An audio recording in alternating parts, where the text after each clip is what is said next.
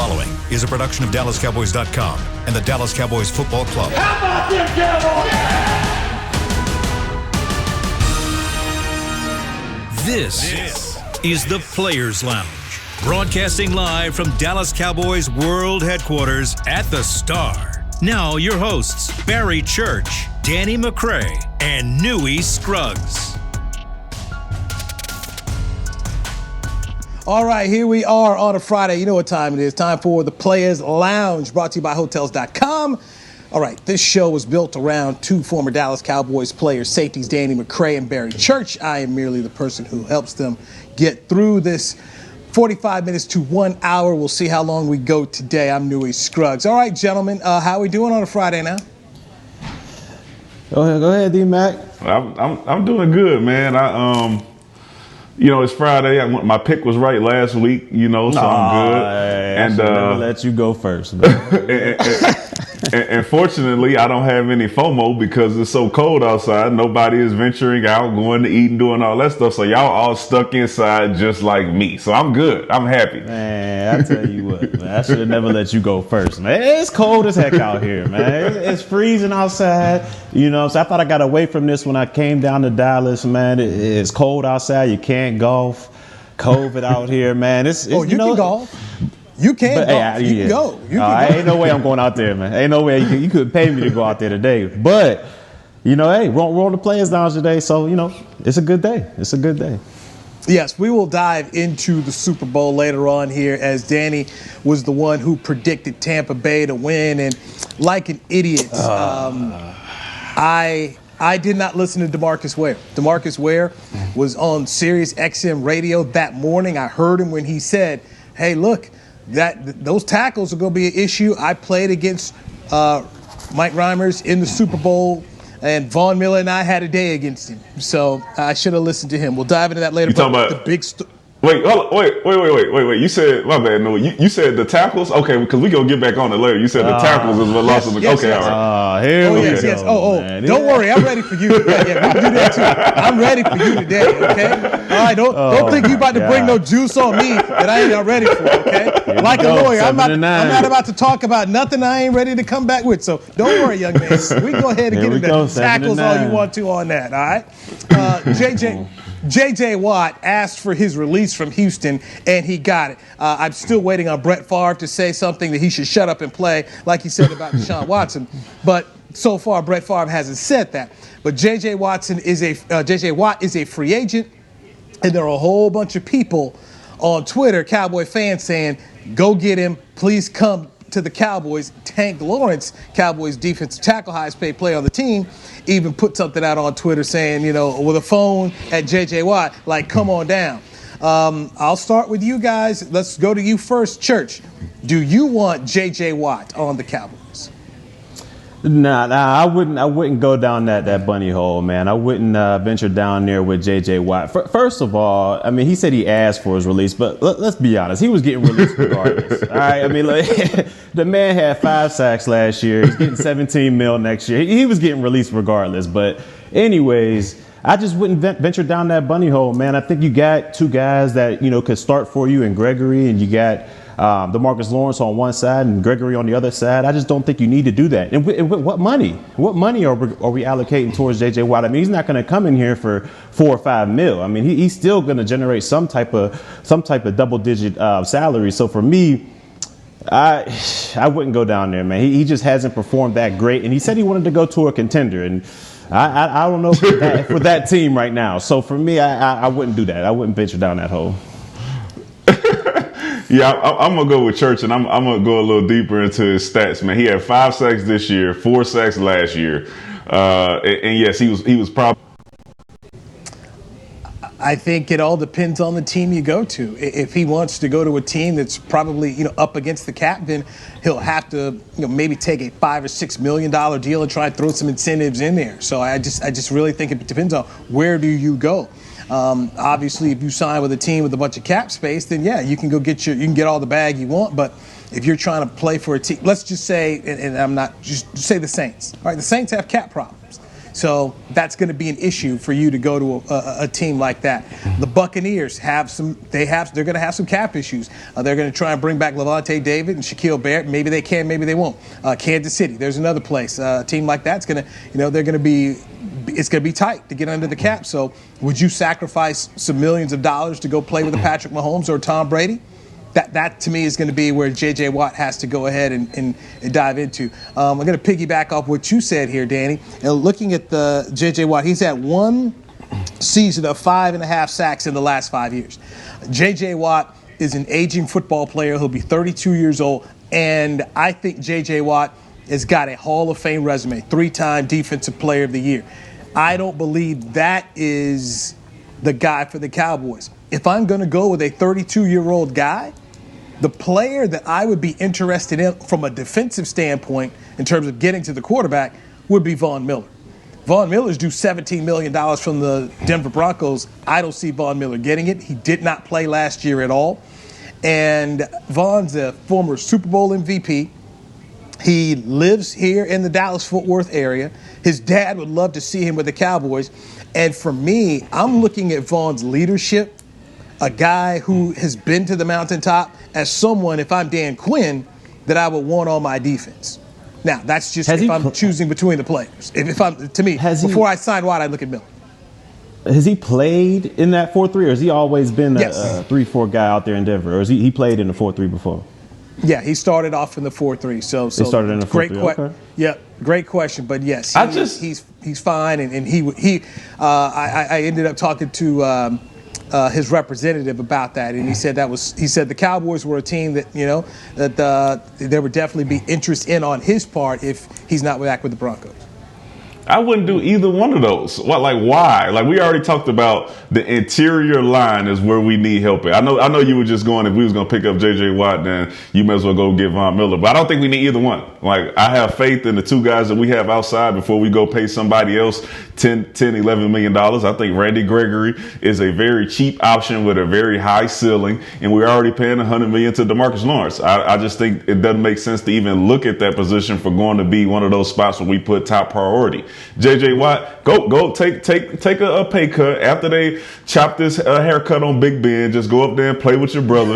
You know what I'm saying? Go in there on third down, and get those stats, and then ride off into the sunset with possibly a deep playoff run, because we've seen that Pittsburgh has the team and they're just missing a few pieces like our running game, but that'll be a contender. So just go do that. Stay away from D-Town, man, and let us focus on the interior linemen and our secondary. But if you had to choose, if it had to come down to it, would it be Watt or would it be Vaughn Miller? If we had to pick a piece to complement D-Law and Randy Gregory and all that, who would you get there, D-Mac? Would it be Watt or would it be Vaughn Miller? I would go Vaughn Miller, because I see the guy that we pick up being mostly a third down guy. I don't see you snatching Randy Gregory off the field, who actually played very good in the run when he was in the game, and he showed some very, very high potential of getting to the quarterback. So you would have to be sitting him out all the time for what J.J. Watt playing opposite of D-Law, because as we know, J.J. Watt, though, you can throw Watt inside. I'm not paying no money for us to go switch up this man Hall of Fame career to go switch up his position at 32 years old, man. I'm going Vaughn Miller. Let him rotate in and out with Randy Gregory. Keep your $100 million man on the field and see how that goes, if we had to. But like I said, I wouldn't get either one of them.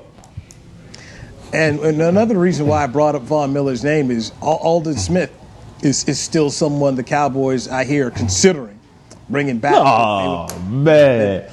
And look, I'm just saying, before I bring back Alden Smith, I would go look into Vaughn Miller. Speaking of free agents, and Danny, you're hitting on another point that you and I are very much in agreement with. The Cowboys have to fix this interior defensive line. And if you saw how Vita Vea and Ndamukong Suh were so instrumental in helping that Tampa defense dominate the Super Bowl, to me it raises that to my immediate concern even more. That's where the Cowboys really, really, really should address themselves in free agency for Dan Quinn, whose background in defense is with the D-line. So you got Leonard Williams of the Giants, Dalvin Tomlinson of the Giants. They're both free agents. And then you got Shelby Harris of the Denver Broncos, who looks like he will not be back with Denver, looking at where they have spent money on the D-line. He may be the odd man out there. So I'm looking at the interior D-line. Those are three guys that if I'm Stephen Jones and Jerry Jones and Will McClay, I'm picking up the phone and seeing what will it take for you to come play for the Cowboys. Yeah, I would have to agree with you on that, Newy. I mean, I think we got one piece in there, and Neville Gallimore, if he's able to keep it going and keep it on the track that he's headed on, I think he could be a stud in there. But definitely, I mean, you got the names you mentioned in free agency, but also Ndamukong Suh. I think he's a free agent as well, and he's got kind of like a mercenary type vibe to him. I mean, he hops from team to team, just giving guys his services. So if he can come, relatively not cheap, but if we can get him to come down here, I mean, that would be a valuable piece in there, especially against these pocket passers that, tend to tear up the NFL. If you can get that interior pressure, I mean, that's all you need to flush these guys out. And we got the athleticism on the defensive end sides to be able to contain these guys. So I don't know, defensive tackle could be a valuable piece for this defense. Yeah, listen, and to the Cowboys, it's unfortunate that they didn't get to have the team that they expected to have with Gerald McCoy going out and then the emergence of Neville Gallimore. They expected to have some of that type of stuff that they seen from Ndamukong Suh up there in Tampa when they signed Gerald McCoy here to the Cowboys. And unfortunately, he wasn't able to play. So I think that would have shored it up a little bit. I would have, if a healthy Gerald McCoy and a emerging Neville Gallimore with D-Law and Randy Gregory, I think that would have been, a nice start to rebuilding our defensive line. Unfortunately, it didn't happen, so we'll have to see what they do with Gerald McCoy moving forward. But yeah, Church, I think Ndamukong Suh being in Dallas would help, and it would bring some leadership to that defensive tackle position. I'm with you. I'm a fan of Suh's game. There's been conversations about Gerald McCoy coming back. I hope they don't bring Gerald McCoy back. He's been injured the past couple seasons, and one of the things we've seen here is guys. I'm sorry, I like McCoy, but he's not what he used to be. And dealing with his injury history last year, the Cowboys have put a clause in there. Hey, man, if you get hurt, we ain't got to pay you. It got hurt. I mean, they already went into this saying, hey, man, we're not sure. And so because we're not sure you're gonna finish the season healthy. If you get hurt with this injury, we don't have to pay for it. And sure enough, man, it happened. So I would not be trying to entertain bringing back Gerald McCoy. I'd be looking elsewhere outside the building. But I'm hearing that they're talking about, hey, all right, hey, you can come on back here, and that they're planning on it. I just wouldn't do that with Gerald McCoy, in my opinion. We got enough injury concerns as is on defense. I mean, we got LVE coming back from battling with his neck injuries. I mean, we had Sean Lee in his history. I mean, it's just so many injuries we already have on this defense. Bringing back another injury-prone dude would just, I think, complicate things. I wouldn't bring him back. I wouldn't. Hold on, Church. Let me tell you something. You know one thing about the Cowboys, especially since we've been here, they do not mind picking up injured players. All right, that we drafted injured players repeatedly. We pick up players that are injured in free agency. We continue to do this. So keeping Gerald McCoy on the roster is not impossible. It's actually more likely than not that we get him on a team friendly deal and allow him to have another chance to play here in Dallas if you just going based off the history of the guys that we pick up. But what he's saying is, let's stop this, okay? He's saying in 2021, let's stop this, okay? We'll stop it with Tyron Smith.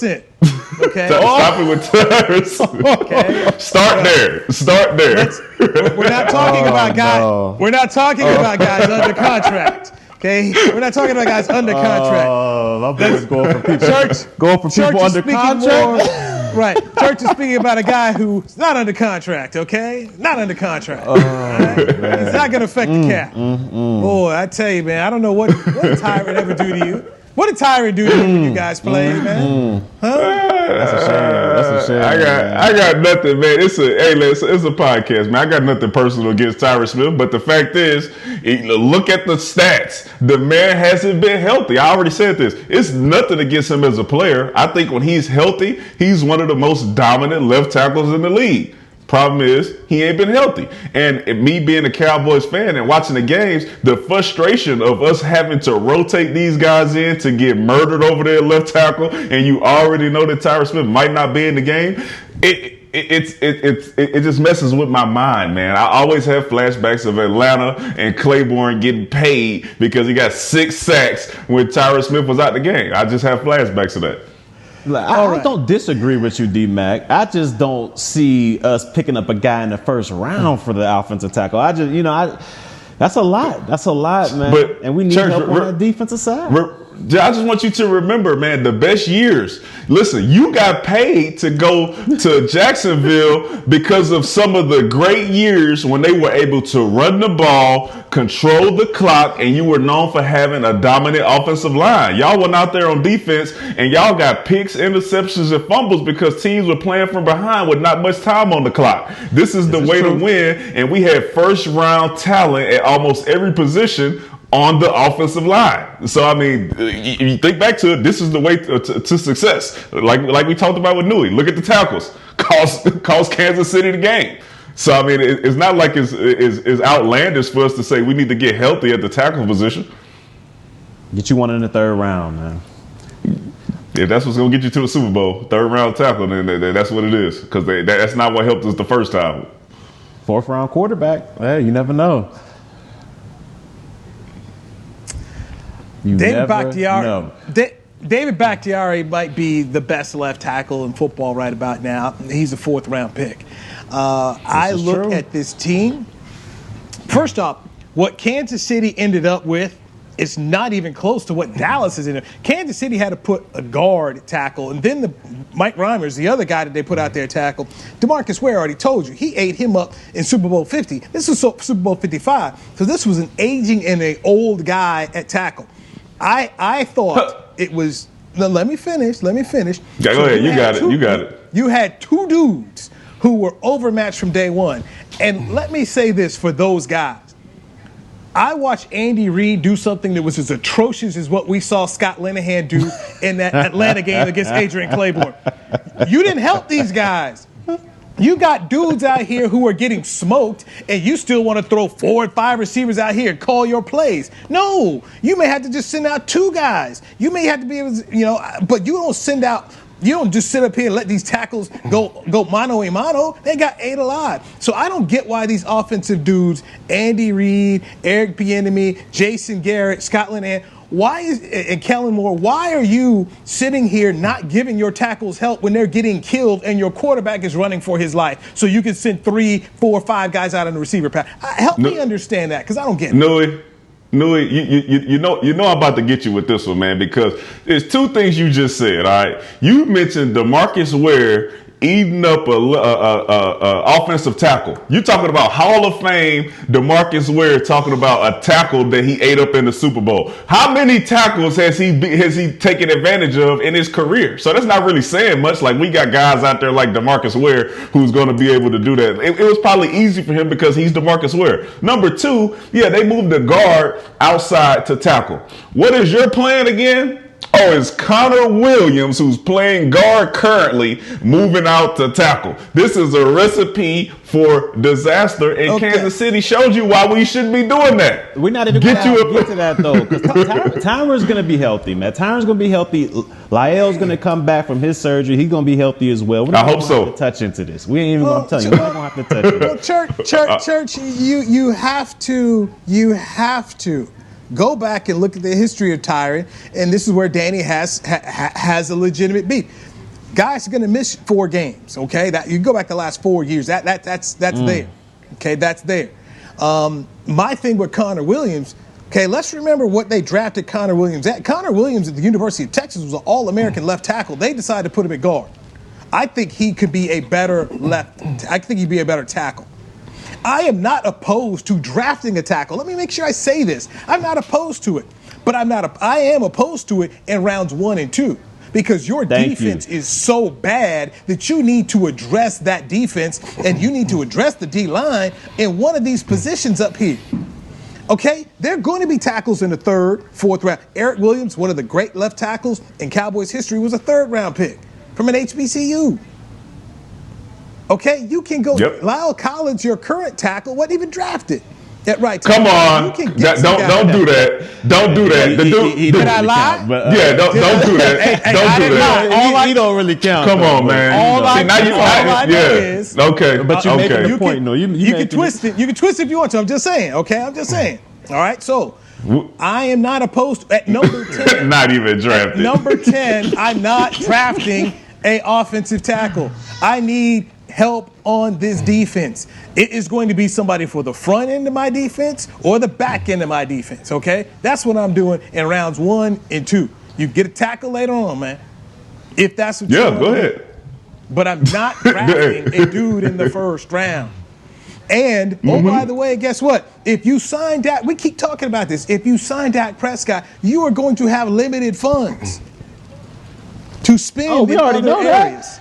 I'll tell you, because if we do that, which we are, I mean, we're at it. We've already put ourselves. No, Church. We can't draft anybody early that I like, and we're gonna have to pay that. We're gonna have to. So if we do that, we're not gonna have any funds for that defensive side of the ball. And like I've been saying this whole time, Will and them is gonna be under a lot of pressure to hit on these draft picks, and you got to do it defensively because that's where you need the most help at. Now, I don't know which part of the defense. Newy, you want the front part, but I'm thinking more of the back end. I think you got to address that back end, but we'll see what the way the Cowboys do, but they got to go defensively because if we bring back Dak, I think we're stacked offensively. We just got to hope them tackles.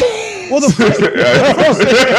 first Thank you, Church. Thank you for walking right into that. Thank you. We just got to Barry, the first 2 picks, front or back, I don't care, but you're going to have to look at addressing those right there with these first 2 picks. Yes. And then when we talk about, Kansas City's tackles got rolled on, you know what? How did they get rolled on? Because Tampa Bay had defensive line, and they were stacked in the front 7. You're not stacked in the front 7.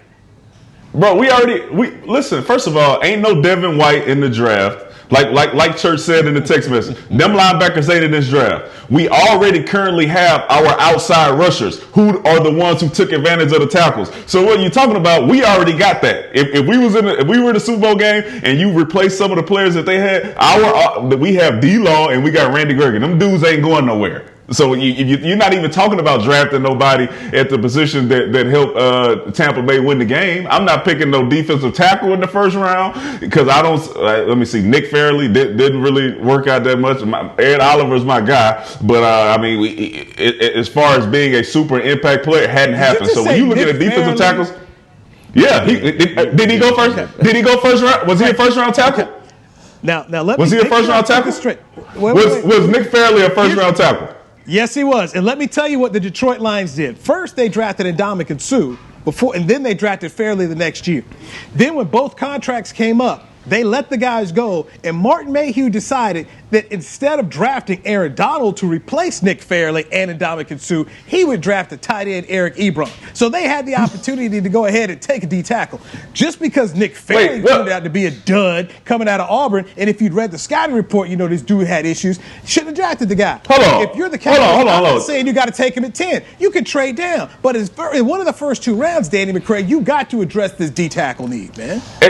Hey, listen, do it in a second. I'm sticking with my offensive tackle in the first. This is a need that we need. Like you said, we got all the pieces of offense. The one thing that could offset us having a $100 million receiver, a first-round receiver, a $90 million running back is not being able to protect the quarterback with your left tackle. That's what sets you back, man. That will kill you. Dan Quinn is going to find a way to get his players in the right position because, like I said during the season, like you did last year. It's crazy. It's crazy because you was with me last year and saying that the biggest part of the failure of this defense was who? The defensive coordinator, all right? Not necessarily the players. It was the defensive coordinator trying to come in. I know Newy was not Church. Newy was not Church. Me and Newy both agreed that the defensive coordinator was the biggest issue on this team last year, that we had some players that were trending in the right direction before he got here, and then all of a sudden they digressed dramatically when he arrived, and we ended up with the worst defense in Cowboys history. So now we have another guy in here who knew you can keep saying that, but what I'm saying is now he's not focusing on trying to run his whole team. He's focusing on what he's good at. right? He's zeroed in on what he's good at. D-line and defensive coordinator with his guys in there helping him. And it's going to be a quick turnaround. I believe it. And what did I say about Dan Quinn? Okay? And now you telling the story, but you're leaving out the other part of what I said about Dan. You said he wasn't coming here. That's what you said, and he here. So, I mean, I was right about that. There's a lot of context missing from this story, man. There's a lot of context. Yes. I didn't mention anything you said about Dan Quinn. I'm talking about what you said about the defensive coordinator and the problems that we had last year and going to say we need to just draft all defensive players, which is not the case because our defensive coordinator and what they were teaching was horrible. Okay. And what I've said about Dan Quinn on this podcast is this. Let me say it one more time. So make sure you're listening. Get your Bose headphone on. Make sure you're listening. The carpenter needs tools. Dan Quinn alone just can't fix this without, you need players. Okay? You need players. And they have issues with players. The D-line is an issue. These D tackles are an issue. We watched the Super Bowl here. I don't see anybody who can cover anybody in space like Tampa Bay. I don't see any corners. I don't see a safety. I don't see an Antoine. They need some players here. There are not enough guys for anybody to talk about a Super Bowl right now on this defense. When I look at Dan Quinn, who went to a Super Bowl with Atlanta and went to a Super Bowl with Seattle, I don't see those type of playmakers that he had here. Especially at the safety position, especially at the D tackle position. You definitely need you definitely go ahead, Dan. Go ahead. No, you got it. Please, because I want to. Go ahead. I want to hear what you got to say. You're right.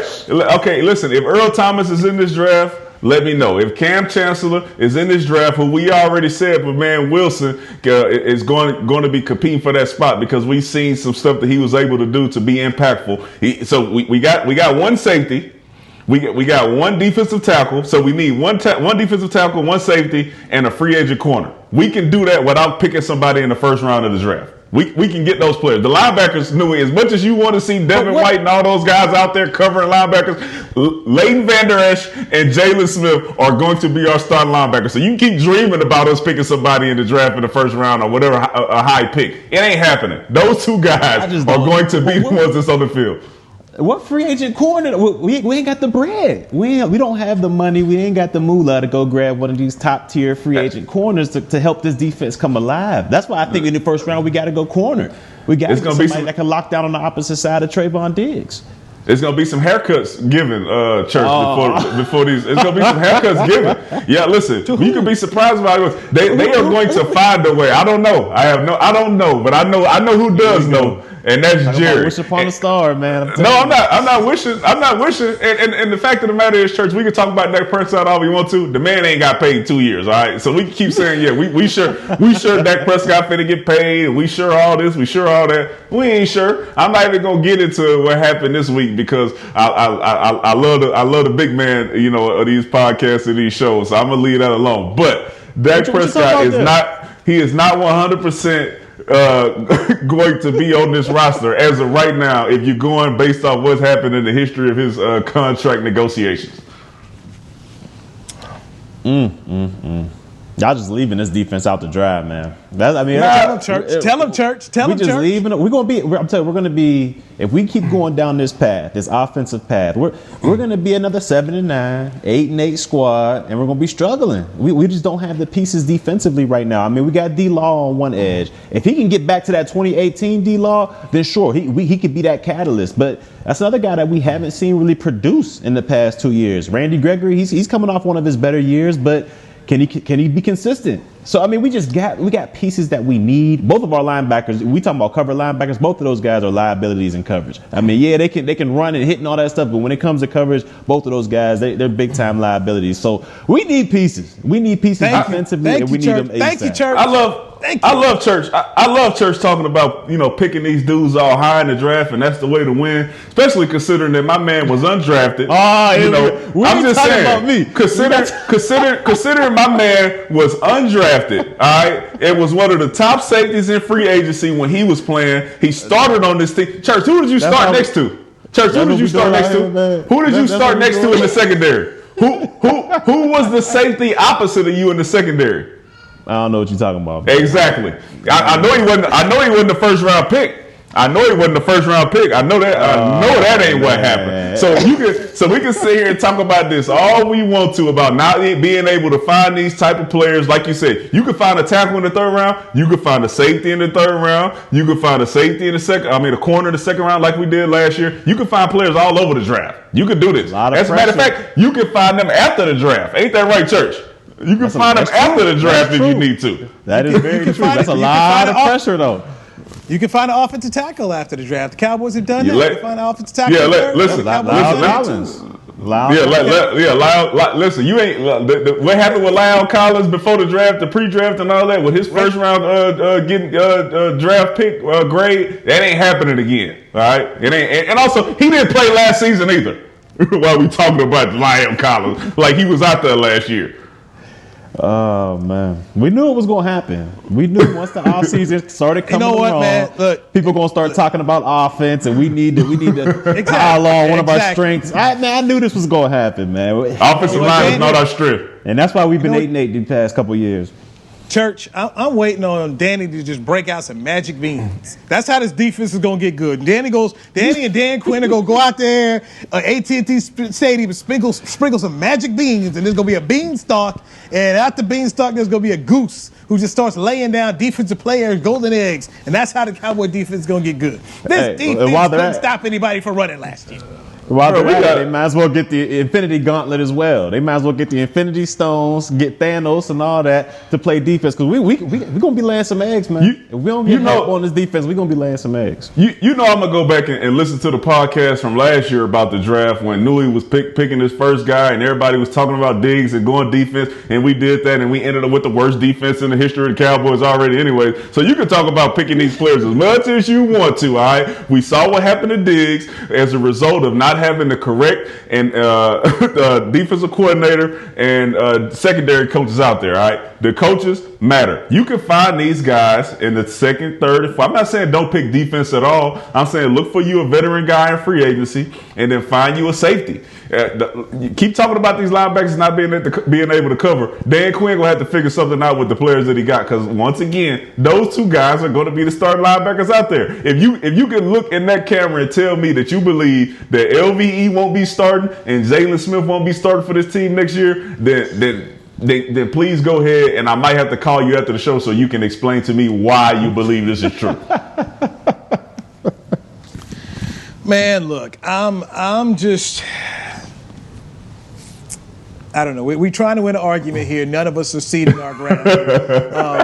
So Church and I can be right, and we just gonna let you continue to believe what you're gonna believe, Danny. So we can do that. Every time you go with Church, you get the same result. But okay. Hold on now. Not in the draft. I reckon, hold on now. Not in the draft. Church is not going to be right. So one of the things, let's take another topic here, all right? Another thing that kind of I laughed at, because I got a text from a friend that said, so Russell Wilson coming to Dallas, do you believe it? And I had to just kind of educate him. I said, okay. This happens all the time. When a player's disgruntled, somehow his name gets connected with the Cowboys. Russell Wilson came out and basically said something that's true. Hey, I get sacked a lot. I'd really like to not get sacked. I wish my team would address this. And so now it's, Russell wants out of Seattle, and you need to trade him to the Cowboys. And I'm just sitting there shaking my head. I like Russell Wilson, and something fans don't do enough of, guys, is look at the current contract. They just paid Russ. So to get rid of Russ, it would cost you a $30 million cap hit. You're not going to do a $30 million cap hit if you're trying to win. You're not going to do it. So this whole premise of even trading Russell, to me, is a non-starter in Seattle. And the whole Dak, Seattle, Russ coming to Dallas thing, I think it's dead on arrival. What do you think? I think that they're not getting rid of him. Like you said, that cap hit is too crazy. I mean, he's too much. He's Seattle. He is Seattle. So they're not going to let him go. I mean, there's a franchise. He's the head of the room. He's the guy. They're not going to let him go. But the bigger story to me, I think, is why is he going to throw his O-line under the bus like that? Like, that's wild to me. Like, how you? And this was like out of nowhere. Just man. I would just like to not get sacked as much.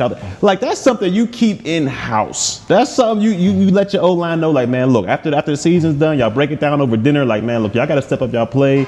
I'm not feeling protected out there. I'm running for my life out there. I need y'all to step it up. You don't go out there and put a story out there like that, man. Now you got your whole offensive line looking around like, man, that's how he feels about us. Like, he couldn't come and tell us. He had to tell the media about it. Like, to me, it was out of pocket, and I think that's the bigger story here.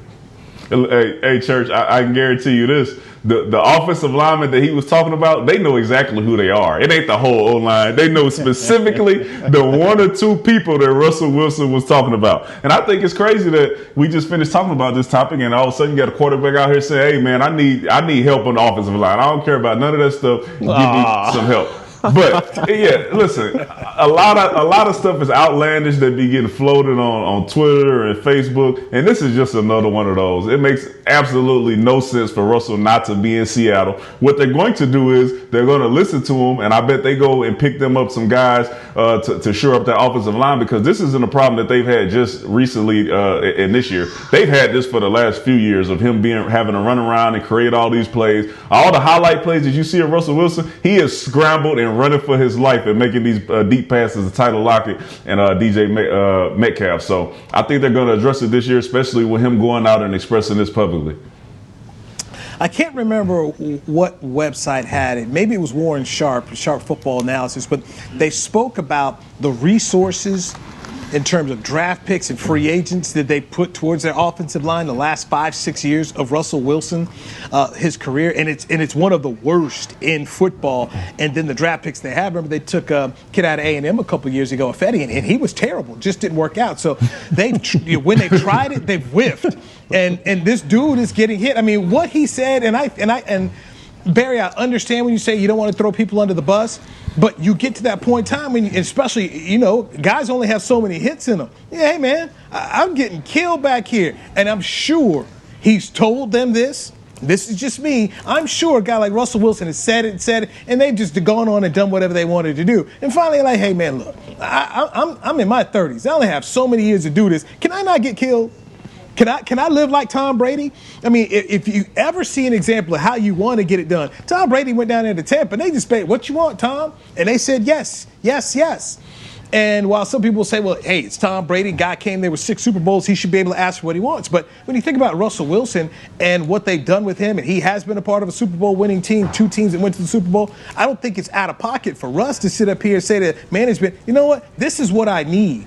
Because clearly I'm not able to be my best if I'm running for my life and the guys you keep going out here giving me aren't any good. I agree with that.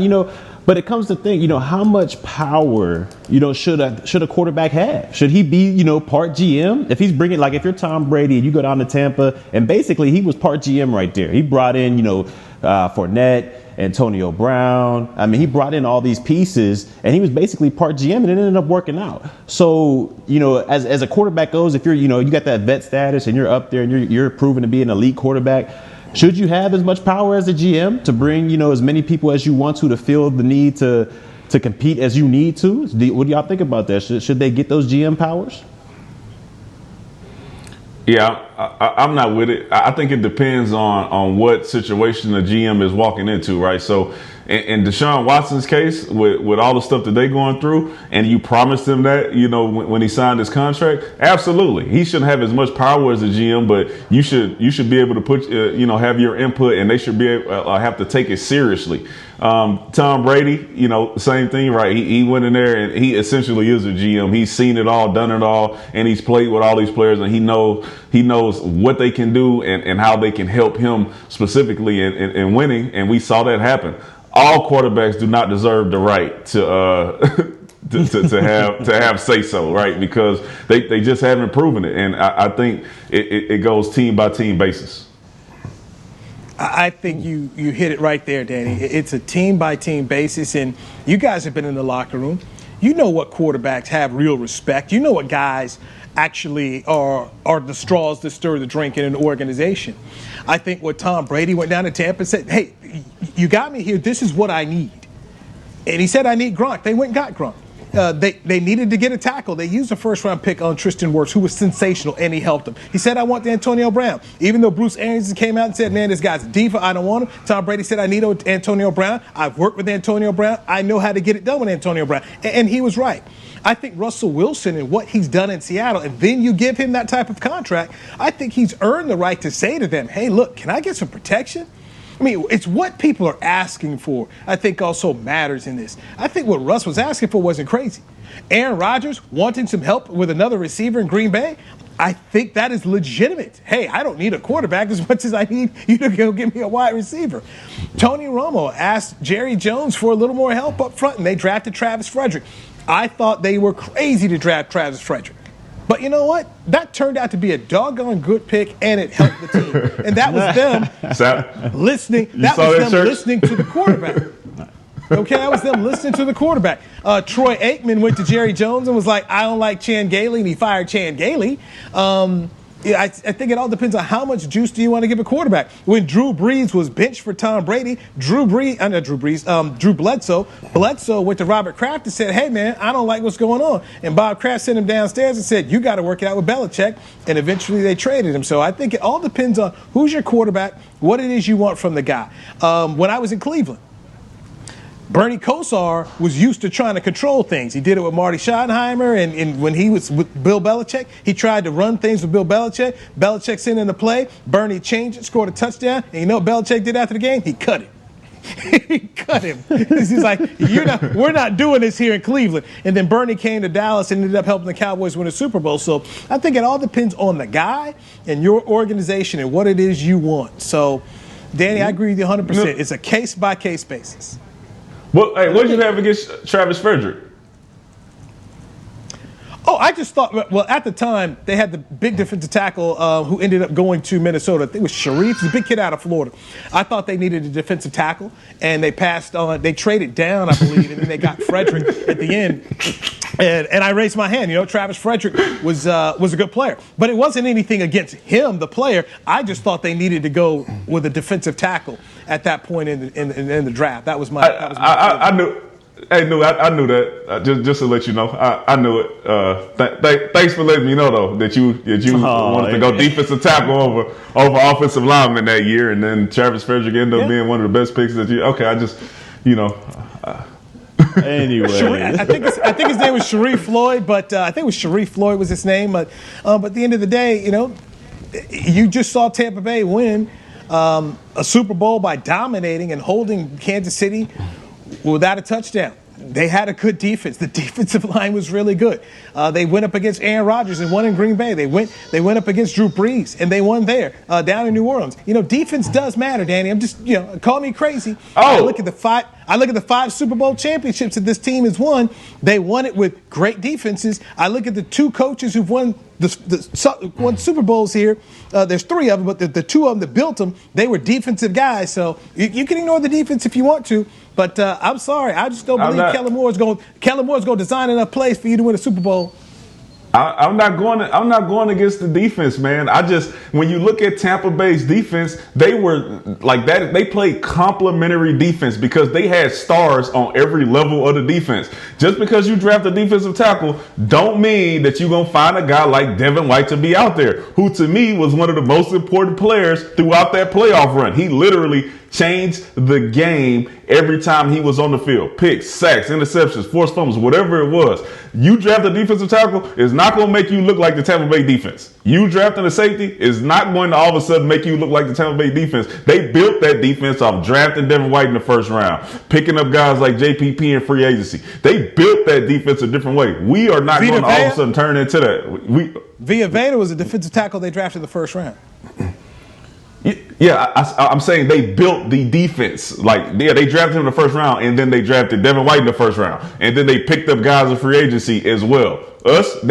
This year is not going to turn into Tampa Bay's defense by you saying, "Hey, man, let's go pick up a defensive tackle in the first round." Then, that's what Tampa. Now we got that Tampa Bay style of stuff. Yeah, we don't have those guys. How you gonna stop the run, Danny? They can't stop the run now. They got to start to address stopping the run. People are throwing over their heads. They've got to fix that too. But you want to take an offensive tackle. Okay. They got rid of that defensive coordinator and those defensive coaches who could not teach cover 3. All right. They also got rid of Worley, and you got Diggs going into his second year of playing in NFL. All right. We know exactly what them getting the ball thrown over the top of their head was. All right. Worley was out there looking like a total it was a mistake to have him out there, and I couldn't believe they kept him out there that long. He was getting beat like a drum. Coming close to the end of the year, they wasn't getting beat over the top like that. But Church told you they need somebody on the opposite side of Diggs. They don't have anyone, and they got Anthony Free Brown. agency. But you said Anthony Brown ain't got a real contract. So he did. Listen, I apologize for my words on that because that was a mistake. I already apologized for that, and now we said that Anthony Brown is going to be the nickelback. We agreed on that in consensus that he was going to be the third corner, not the second. The second corner will be the guy from either Alabama or Virginia. What was his name? Fairley? Virginia Tech. I think it's from Virginia Caleb Tech. Farley. Yeah, Fairley. Okay, Caleb Farley. Okay. And then you got a Surtain out there. We got pieces right there. Second round, Man, you listen, go to a defensive tackle. You keep picking up these. Keep picking up these Alabama dudes. You just hope we don't play against Jamar Chase and Justice Jefferson each week because they went up there and ran the numbers up on them. Did Diggs have a solid rookie season? I mean, he missed some games. He got beat over the top at the end. They played some quarterbacks that really weren't worth much, but he played okay. I mean, he's only going to get better. He's got better. Yes, I hope so, Church. I hope he does get better.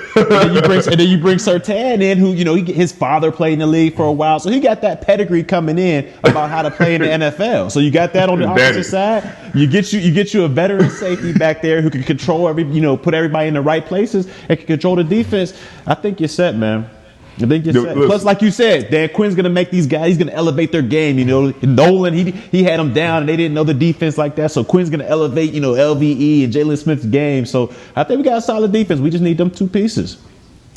All right, fellas, we need to add this little message in here since we are doing the Players Lounge brought to you by Hotels.com. Looking for something to change up your dinner routine? Help support local Frisco businesses by choosing one of over 30 restaurants in the Star District. For more information on delivery, takeout, curbside, and dine-in options, visit thestardistrict.com.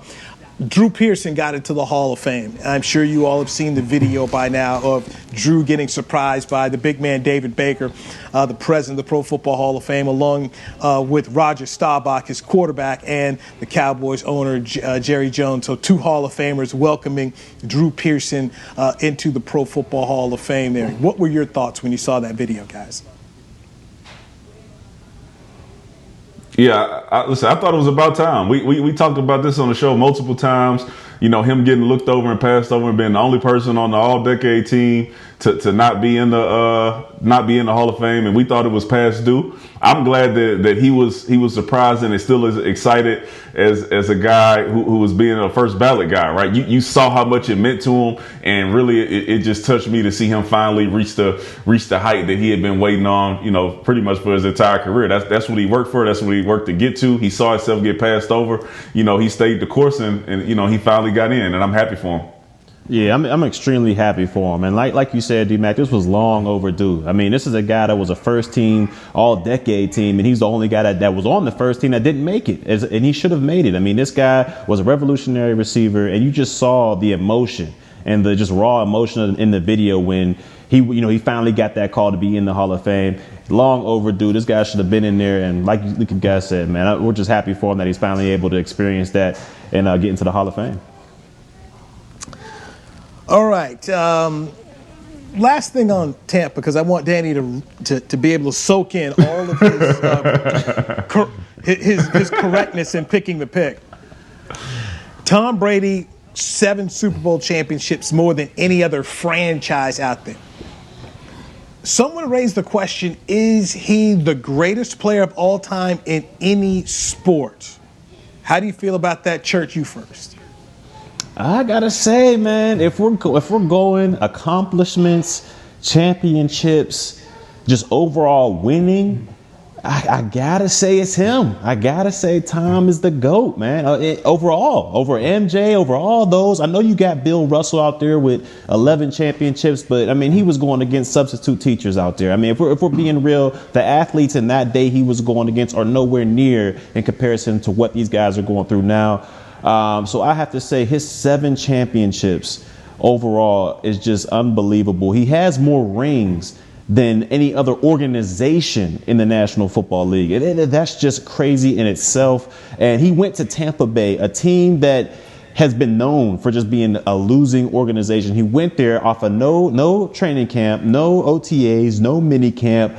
He went there, got a new offense, new players all around him, brought in a few familiar pieces with him, but overall they're all new players around him. And he took that team not only to the playoffs, but he went to the Super Bowl and won. And the people he went through to get to the Super Bowl, we're talking Breeze, Rodgers, and then Patrick Mahomes, and the defenses he had to go through. I mean, look, this guy is unbelievable, and I gotta say he's the GOAT of all time, and that don't matter what sport it is. I think he's the GOAT. Absolutely, and he's 43.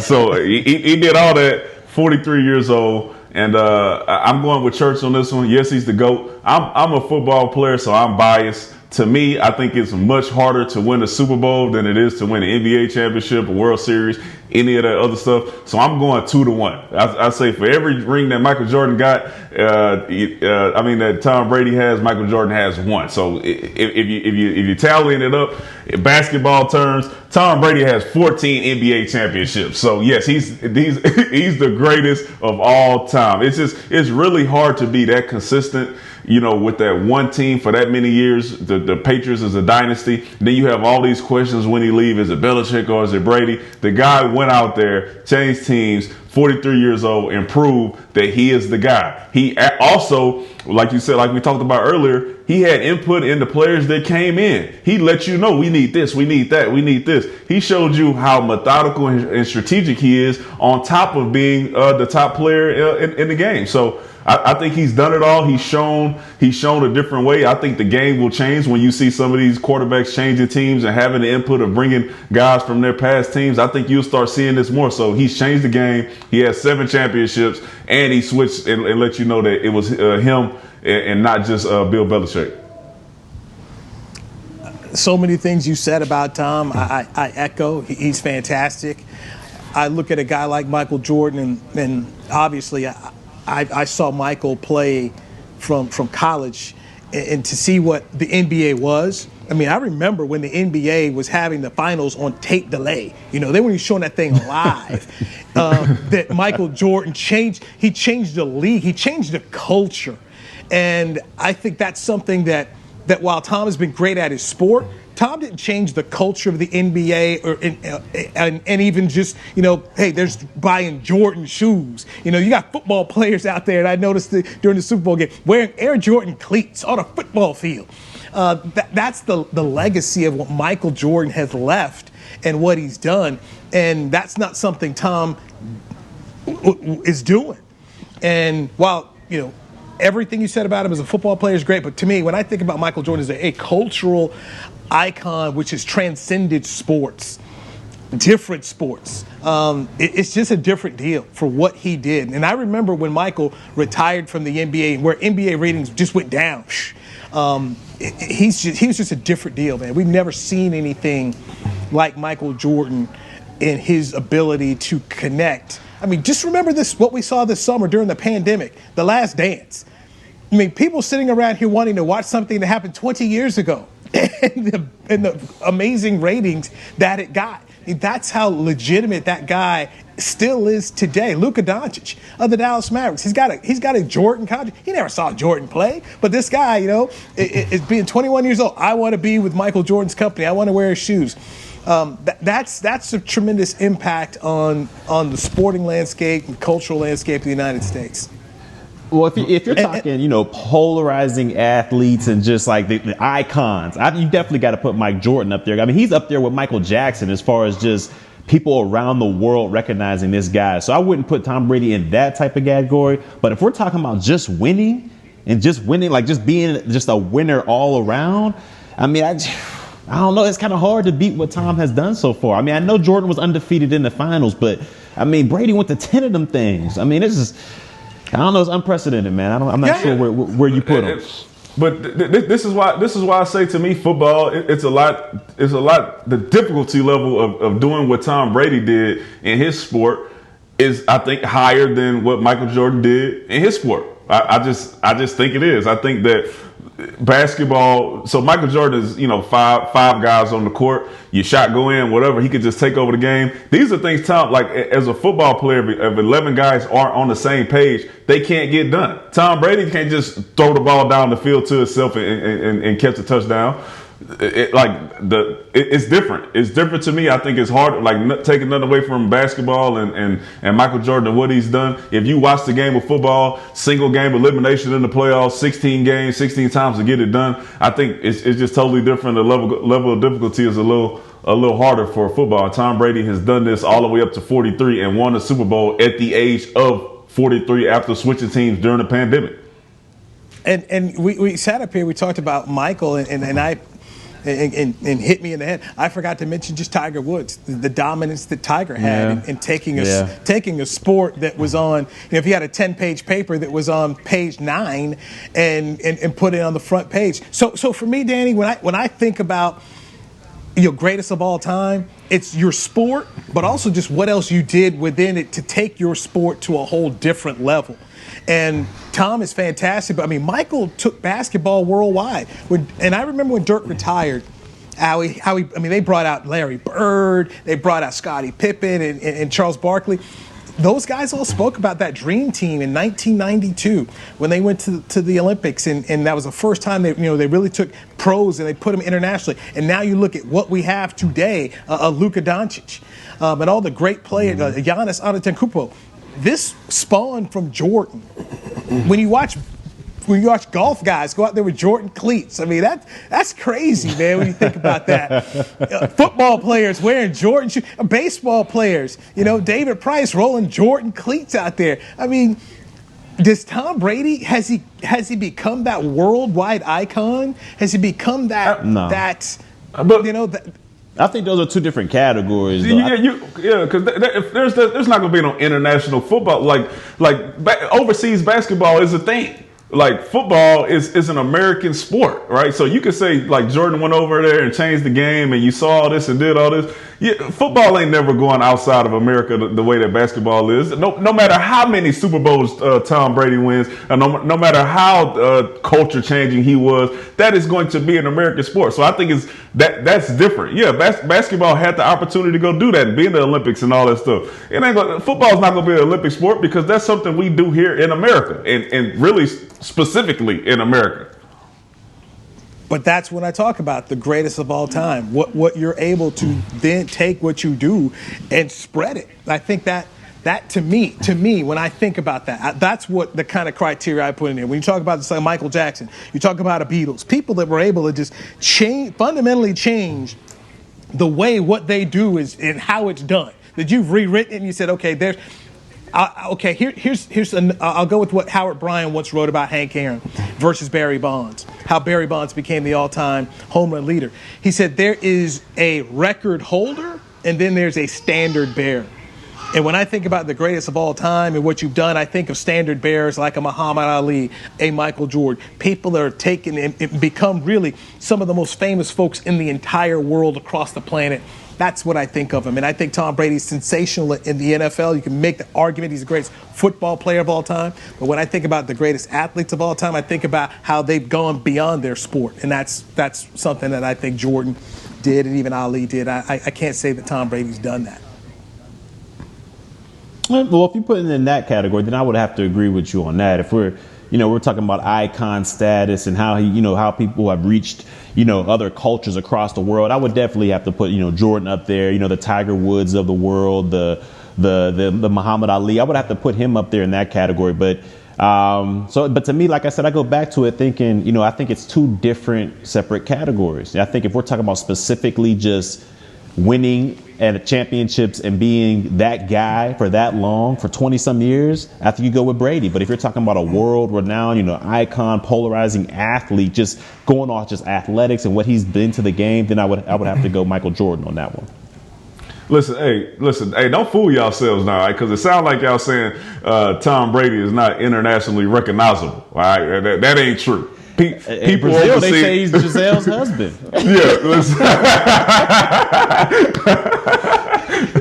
Listen, people recognize Tom Brady, but listen, I understand what you're saying, Newy. I just think, to Tom Brady and the NFL, I think, man, it's such a domestic sport that I don't see it ever being changed the way that basketball is, and some of these other sports, to where you could take this stuff to the UK and all that, and then get other players and other leagues and be able to do the same thing that the NBA has done. I don't think you'll ever see anybody be able to change the NFL that way. But I think Tom Brady has changed the way that some of these quarterbacks and free agents will be looking at how they change teams and how they bring their players to the team with them, and having a little bit more say-so in what they do when they do switch these teams, because they see Tom Brady do it, just like LeBron James changed it when he went to Miami. I think that Tom Brady just did the same thing in the NFL. Yeah, and I know we spoke about Bill Russell a little bit, but it's pretty amazing when you think about how Bill Russell became the first black head coach in the NBA and was the coach of the Celtics while he was playing as a player coach and went to championship. I mean, that's pretty crazy. That was pretty think amazing. Think about that in any sport. Like, you know what? I'm going to become the first black dude to do it, and I'm going to get all these white guys to say, it's cool, you can tell me what to do, and you can dictate my time, and we're going to go win the championship. Man, that's some trailblazing right there. That's some trailblazing right there. But it's pretty, and that's my definitions is different than other people's, and that's why I kind of brought it there.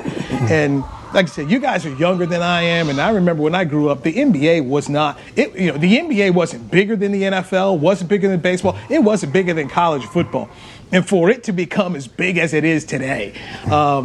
It was Michael Jordan that really helped take it sky. Magic and Michael saved the league. I mean, Magic and Larry Bird saved the league, and then Michael took it to a whole nother stratosphere, which it operates today, and it's absolutely loved. All right, hey, that's an hour. Boy, it blew by. Fun CD stuff back? as always. Is who back? Yes. I don't see. I don't see him. Back. Well, okay. His chair is empty.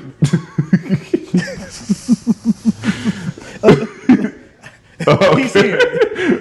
All right, I got nervous. He's here. All right, so we'll be back next week to have our disagreement some more, but we're all in agreement that J.J. Watt to the Cowboys is not something they should do, right? Nah. Absolutely. Okay. We agree. Okay. Yeah. Okay. So we agree. No J.J. Watt. It's 2 versus 1 on what to do with the 10th pick in the draft. Danny wants an offensive tackle. Church and I believe it should be a defensive player. So we'll continue to mine through that. And Danny, you're going to have to give me a name at some point in time of who you want to see at 10. Panay Sewell from Oregon is not going to be there at 10.